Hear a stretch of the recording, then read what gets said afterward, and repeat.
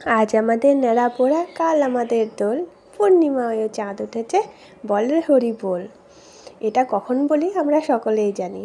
তো আগামীকাল হচ্ছে দোল উৎসব, তাই সকলকে জানাই হ্যাপি হোলি। আর সকলে খুব সুন্দরভাবে এই দিনটিকে পালন করো, আর খুব সাবধানে পালন করো, কারণ রঙের যেখানে ব্যাপার থাকে সেখানে সাবধানতা অবলম্বন করাই উচিত। তো এই হচ্ছে আমাদের প্রস্তুতি চলছে ডেকোরেশনের জন্য, কারণ আমরা যে জায়গাটাতে কালকে হোলি উৎসব করব, দোল উৎসব পালন করব, সেই জায়গাটা সাজানো হবে।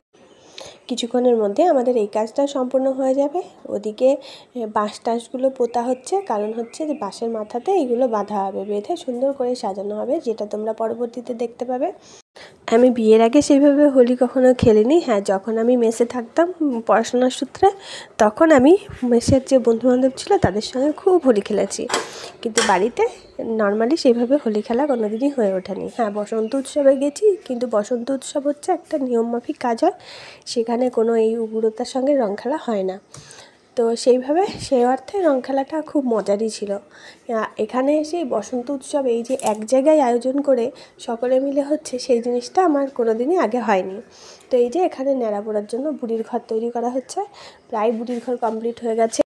আগামীকাল যে গান বাজনাগুলো হবে তার প্রস্তুতিও চলছে। এখানে পাড়ার ভাইয়েরা গাছ বক্স টক্স সব নিয়ে এসেছে। এইবার চলে এসেছে সন্ধ্যার সময় এইভাবে ন্যাড়া পোড়া হচ্ছে, খুব সুন্দর লাগছিল। তবে সাবধানতারও অবলম্বন করা ছিল, তাই সেইভাবে কোনো বিপদের আশঙ্কা ছিল না। দেখতে থাকো তোমরা এইভাবেই। পরবর্তী ভিডিওতে হোলির কর্মসূচিগুলো আমি নিয়ে আসবো। ততক্ষণের জন্য tata, bye bye. Happy Holi আবারও সকলকে। সবাই কীভাবে হ্যাপি হোলি কাটাচ্ছ সেটা কমেন্ট করে অবশ্যই জানিও।